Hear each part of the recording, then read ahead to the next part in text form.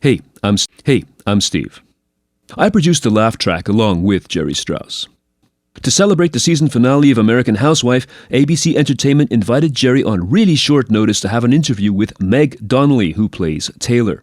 So he grabbed his mic and headphones and spent as much time as he could talking with her about the show, the finale, and yes, zombies. We hope you enjoy this special bonus episode, and don't forget to tune in to the finale on March 31st. Do you need your weekly comedy fix? Relax while we visit the sitcoms you love, the jokes you remember, the characters you will never forget, and the stars that bring them to you. Sit back.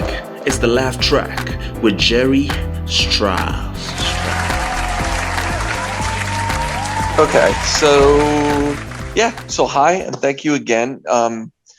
It's a busy time for you, so I appreciate the time. To start things off, I mean, let's talk about that, because we're here, as people are going to hear this, we're just heartbeats away from the season finale of American Housewife. It's been 5 seasons.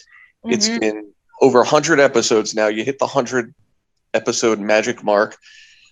So we're there. And then also we're just a few days removed from the huge announcement of a third zombies movie that's coming out. We'll talk about it. I'm a parent, so I know how big of a deal that is. What's that like for you now, though? Like right now, living in this moment, just the buzz, the social media activity, just everything going on seemingly all at once. How does it feel on your end? It feels great. It's so surreal. I feel like we've been talking about doing a Zombies 3 or what's coming next for zombies for so long. And I feel like, the lockdown definitely elongated that. And like during the whole thing, we were just like, is it now happening? Is now like, when are we going to be able to do it? And like, now that it's finally here, and I feel like I've been waiting so long to like go to Toronto and do Zombies 3. And now it's like, I'm leaving in like a couple weeks, and I'm like, this is so surreal. It's like happening so fast, and I'm so excited. And I'm so excited for people to see the season finale of American Housewife. We don't know about a 6th season yet. We probably won't know until like May. I have no clue. But hopefully that would be amazing. But I mean, this year we really like came together and made this season 5 so special. And especially during this time, like we really I feel like this was the closest we've ever been, because we were really like working through all of this together. And when we filmed the last episode, like I just remember being like, wow, like, I mean, I always knew they were my family, but I was like, this is really my family. Like we were so close, like everyone was crying, like it was great. That's awesome. We're going to talk about both things momentarily, but I just want to kind of go back to the beginning for a moment, just to give people an idea of your journey, because you grew up in Jersey. I'm in Jersey as I speak to you right now. Hey, awesome. Yeah. And I didn't know until prepping for this conversation that you were actually in a performing arts school since the age of 6. Which is kind of mind-blowing. I mean, what was it that got you on that path so early? Was it something that you had shown interest in, or was there background in your family? How did you know so early that this is sort of what you wanted to pursue? Oh, man.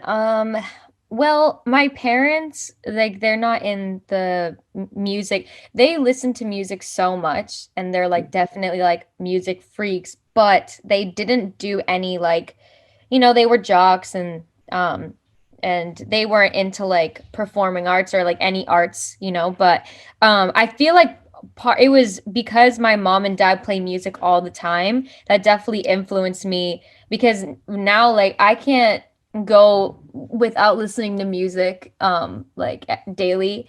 And I think it had a lot to do with my parents surrounding me with so many different types of music like all day, every day as a kid. But also I was also terrible at sports. So I tried the whole like sports thing, like, soccer, all of that, softball, and yeah, it just didn't click with me. And whenever I would go on vacation, I would jump up on the stage if there was a band and I was like, oh, like, can I play the tambourine? Or I would start dancing. Like, I was just like very out there. I loved performing. I loved being on stage in front of people as a kid. And my parents were kind of like, oh, well, if she's into that, maybe she can try this theater school and see if it works out. And if not, it's okay. So it was just a hobby, like an after school hobby. And then it turned into something so much bigger. And like at 11, like all of a sudden I was auditioning for like real jobs. And I didn't even realize I was like, I didn't feel like I was working at all as a kid. And my parents would always tell me, like, as soon as you stop having fun or you start overthinking or whatever, then it just will find something else because you're so young, But I always had the best time, even during auditions. Like, it was so nerve-wracking, but I really wanted it. So yeah, that's kind of how I started. It was just like an agency came to one of the shows I was doing and was like, we want to sign your daughter to go on real jobs. And my parents were like, what does that mean? I'm like, I don't know. And it just kind of flowed into something. Yeah. Unbelievable. Unbelievable. And, we're talking about when you're 6, we're talking about when you're 11. It's not really, in the grand scheme of things, that much further beyond that you come to be a part of American Housewife. How did you be in position to be a part of that show? Because I have to imagine that was a pretty high profile thing that even before it existed, you knew this could be the next big family sitcom. Yeah. Oh, for sure. Yeah, I mean, it was also nerve-wracking because I was a huge theater kid. Like, I mostly only auditioned for like Broadway stuff or like, plays because yeah, I was a huge theater nerd and that was my thing. And I didn't really go for TV and movies because I was such a big like theatrical, like I didn't know how to make my movements more subtle, if that makes sense. Cause like I would be on camera and I was like, hi. So, cause like in theater, it's like very exaggerated. So, but for a sitcom, it actually kind of works to your advantage where that actually is helpful because it's all comedy and it's like crazy bits and that whole thing. So I I was 15 when I first auditioned for American Housewife, and I was so excited. I thought it was so funny. And I guess, I mean, from 11 to 15, 16, I had been auditioning and I got a couple things like here and there, but I've just been auditioning and auditioning. So it was just getting in front of people, I think just is kind of how I auditioned for a bunch of ABC things. So I guess that's how I kind of got an audition there, which I was so grateful for. I was like, I can't believe this is happening. And then they flew me out to LA for a screen test after like 4 auditions. And I was like, this is it. And then there's another girl in the pilot.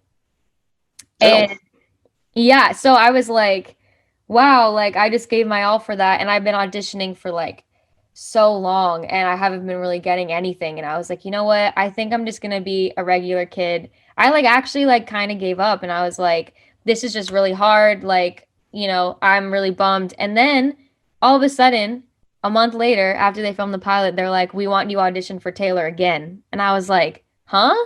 Wow. And so I was like, all right, this is my last chance. I was like, let's see what happens. I'm going to give it my all. And then all of a sudden, I'm moving out to LA. Wow. So, meant to be. It's a cool story. It's like as soon as you want to give up, like you can't because, yeah.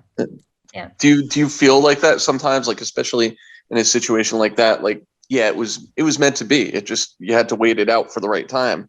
Yes, 1000%.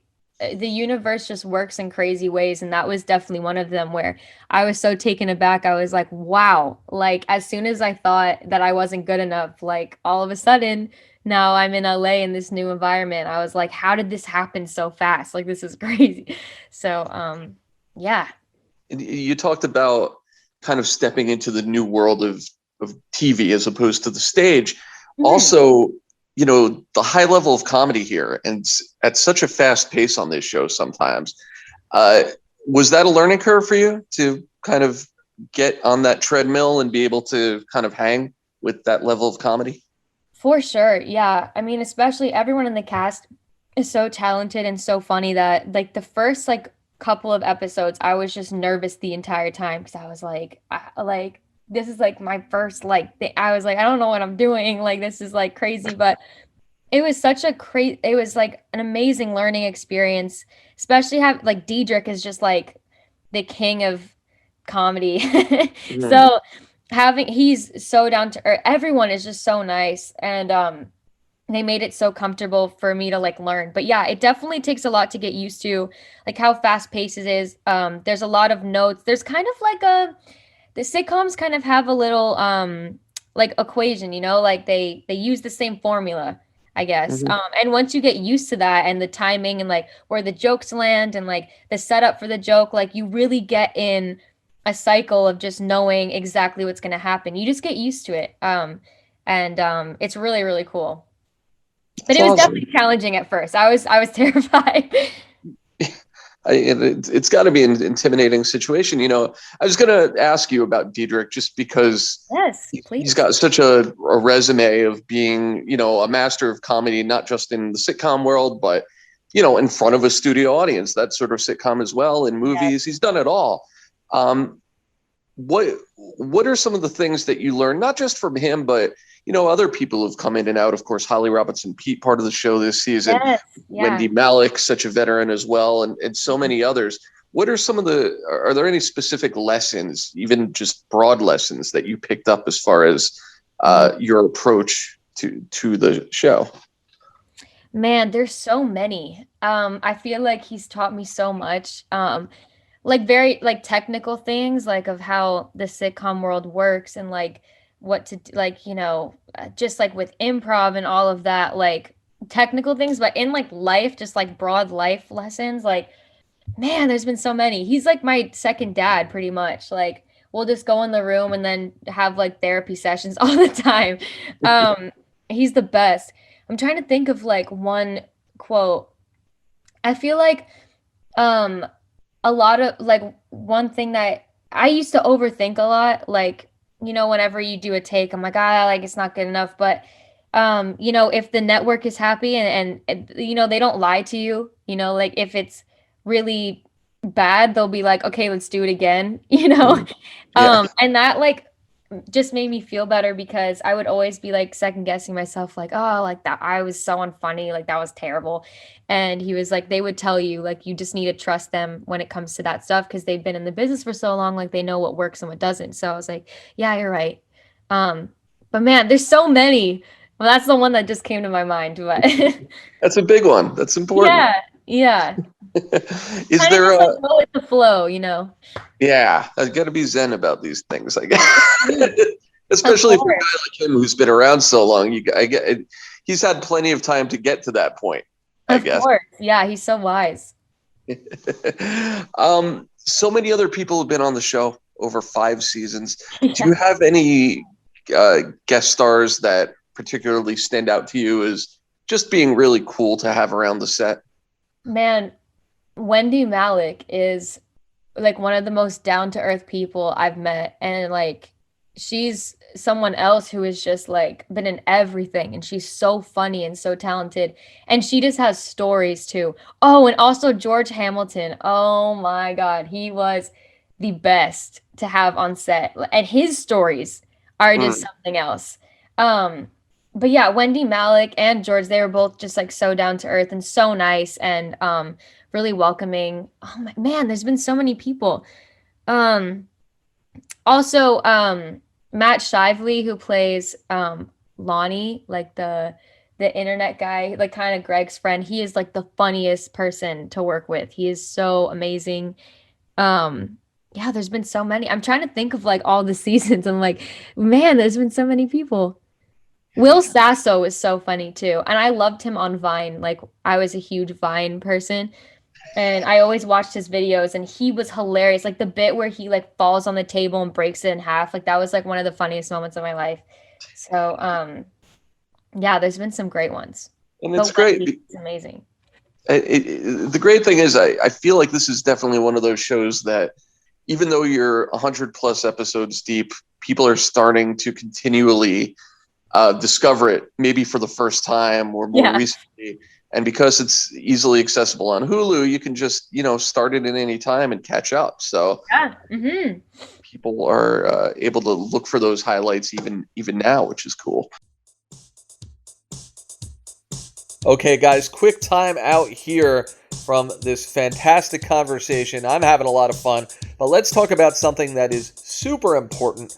A great organization, No Kid Hungry, is a campaign that is helping kids remain fed each and every day, even when school is not in session. So take a listen to this message and get to know No Kid Hungry. Because of the coronavirus, schools have closed nationwide, and kids in need are missing nearly 34 million school meals every day. For many, it's the only healthy food they might get in a given day. No Kid Hungry has a plan to feed these kids, but they need your help. Donate now at nokidhungry.org to help feed America's children during this crisis and in the months to come. That's nokidhungry.org. Thanks. I just want to switch gears for a second. I want to talk about the zombies thing. I mentioned that I'm a dad, so I remember when the first zombies hit. And it was one of those things where, I think this is pretty common. The kids discover this stuff before the parents know what they're talking about. Yes. So before we knew it, my kids are just watching this movie, not just watching it, but watching it repeatedly, day after day after day. Yeah, that's how I was when I was a kid. Well, and you look at it the first time, and your natural instinct is to go, all right, it's a movie. They're turning into zombies. They're singing. This is kind of ridiculous. Oh yeah. But then you watch it, and you really kind of take into account how much goes into these movies, because with all the music, all the singing, all the choreography, plus pulling off the acting that it takes to pull off these stories. Mm-hmm. Such a big production, each of these films. So walk us through what your process is, because you can't just show up on set and start filming this thing. There's a lot of prep work here, right? Oh, for sure. Yeah. Usually it takes overall 3.5 months maybe.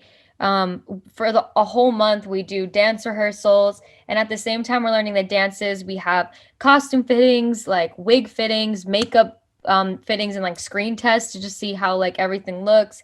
And then we have to record all of the songs, and then and so we're learning all of the songs while doing the dances, and then we film for the next 2 months or so. And then it's definitely a lot of work, but man, it's the most fun. It's like summer camp. We're all in Toronto together in the same building, and it really truly is like camp. We're all but we're making a movie, which is crazy.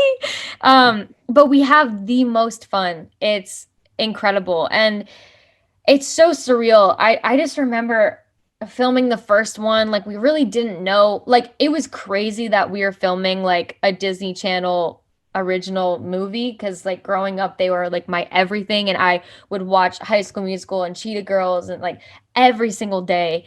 And the fact that we were filming a movie like that, it was just wow.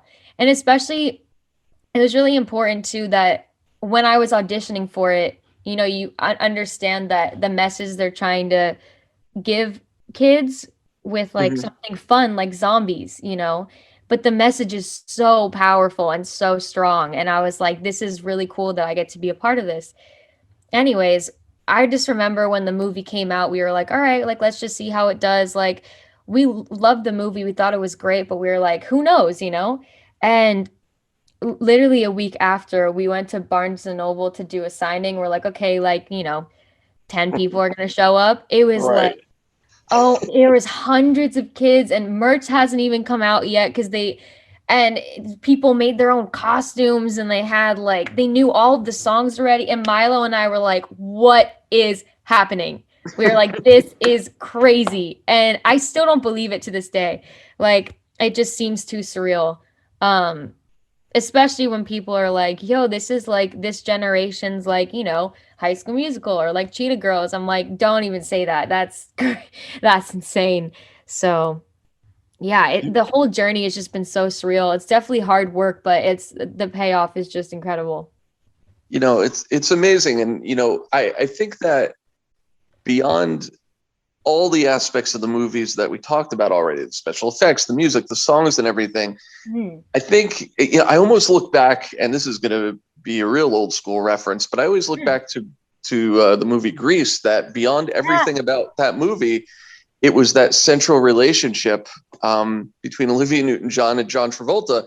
Like the kids really, that was the hook that just kept you interested in the whole thing. You and Milo are kind of attached at the hip now, like forever, whether you like it or not. And we saw him pop up on American Housewife as well. Do you guys just continue to like enjoy working together, hopefully, because you're going for another round? It's going to get crazier. How cool is it to get the band back together between you two one more time? Oh, it's incredible. I mean, we hang out like all the time. We're like best friends, and working with him is just so special because like it's just so easy to work with him because we just know each other so well, and it just makes acting with him so much easier because the chemistry is there. It's like not uncomfortable to do like, romantic things just because we are like best friends. So it's just like, and we've been on this journey together. Like we started on the movie together. We had no idea what we were getting into, and we were scared little 16-year-olds just trying to make the movie as best as possible. And we got through it together, and we just been through this whole journey together, like just from filming Someday to being like, yeah, like we'll see what happens with Someday to now. It's so surreal. So I feel like since we have like so much history with like working together and getting so close, that it's so easy. And I'm so excited to get to work with him again and work with the cast. Like we are so close, and it's going to be incredible just to be in Toronto with them again, because we all have such busy lives that it's hard to like schedule like for all of us to get together. So the fact that we're going to be like there together for a solid 3 months is going to be great because we get to see each other all the time. That's awesome. Yeah. You mentioned Someday, the soundtracks to both of those movies are, I mean, I can attest to the fact that you can't walk into the room and hear the stuff without it just being in your head for a while. Everything is so good. You, on top of everything else that we've talked about, are maintaining quite the music career. It's insane, the amount of things that you are doing, and doing at a really high level, and doing so successfully. Is a music career something that you always wanted to maintain and keep going alongside everything else? Or at some point, where do the priorities lie between the movies and the TV and the music? Yeah, I think I'm still trying to figure that out myself. But my whole life I had always been like writing down lyrics and like poems and like writing my own little songs.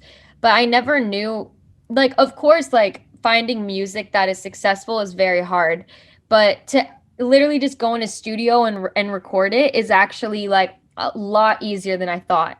I thought it took like a lot of, knowing people and this, but on the first Zombies, one of the producers for BAM, he has a studio, and he was like, when you're in New York, like, why don't you just come to the studio and we could see like what happens. So that's how it started. Like I didn't start recording music till I was probably like 17. So I didn't realize like how simple it was to go in a studio and like, write with someone and have a really good producer. I was like, wow, like this is crazy. So then I was like, this is something I definitely want to do, because I just really want to make music that people relate to and that people like love, because I rely on music so much. So if I could just connect with someone or make someone dance or like feel good, like that would be great. So I'm still working on that, like working on like what kind of sound I'm looking for, because all the stuff I've put out already, like I love so much, but I feel like now that I'm older, it might be a little bit more mature sounding, so just going through that whole journey. But music is definitely something that I really, really am passionate about, and just performing in general. Yeah, it sounds very full circle, from jumping up on stages and playing your tambourine. Exactly. Yeah, for sure. Because when I was little, I thought it was like Broadway. I still really want to do musical theater, but I thought it was more that vibe. But now I'm like, wait, maybe I can do my own music, you know? So yeah, we'll see. Excellent. Well, I mean, Meg, I know you're doing a million different things, and again, it's so awesome to have you here on the show. Thank you so much. Yeah. I want to ask you again. We're just a day or two away, and everyone check your local listings for the season finale of American Housewife. Of course, you can catch up with all the seasons on Hulu as well. But with the season finale almost upon us, for those who haven't seen it yet, spoiler free. What can we expect from the season finale? Specifically, we know that your character Taylor has been having kind of a rough time with Trip, who is your longtime boyfriend. Peyton Meyer, of course, another Disney alum from Girl Meets World. Yes. Recognize him from if you're new to the show. But what can we expect going into the finale? Man, I don't even know. There is like so many cliffhangers. Like I can't even begin to describe. Like during the table read, we were like, so there's a lot going on. I don't even think I can talk about any of it, but there also is a crazy guest star that is a character that we haven't met yet, but is talked about a lot. So I don't want to, I'm not saying anything else, but it's really, really exciting. And it's one of like my favorite episodes that we filmed. It's so great. So it's definitely something to look forward to. Awesome. And everyone should definitely check that out. Of course, we want to make sure that there is going to be season 6. We look forward to hearing that news. We look forward to hearing more about Zombies 3. And we look forward to everything else that you're going to be doing in the future, Meg. So thanks again for joining us. Of course. Thank you so much for having me. Guys, thank you again and again and again for joining us on the Laugh Track. We appreciate you being here. We appreciate you following us and sharing and spreading the word. And we want to keep the ball rolling. The Laugh Track, of course, produced by me, Jerry Strauss, with additional major league production by our maestro, Steve Prentice, our friend who does all the heavy lifting here on this show. And of course, if you want to hear more of our show, make sure you check out our website. LaughTrackPod.com is your one-stop shop for episodes old and new, as well as our free mailing list and links to all of our social media and many of the outlets where you can hear the show. We're on Apple, we're on Spotify, we are on Google, we're everywhere, man, and you can be too. So make sure you subscribe wherever you'd like, so you can get the latest episodes as soon as they are released each and every week. Of course, social media, we're all over it, man. Instagram, we have an account that you can and should follow at Laugh Track Pod. Twitter, follow us there at Laugh Track TV. And of course, our Facebook group is growing and popping off, if you will. Is that what the kids say? You can check us out there, and please join us at facebook.com/groups/Laugh Track Pod. Until next week, I'm Jerry Strauss. For Steve Prentice, this is the Laugh Track.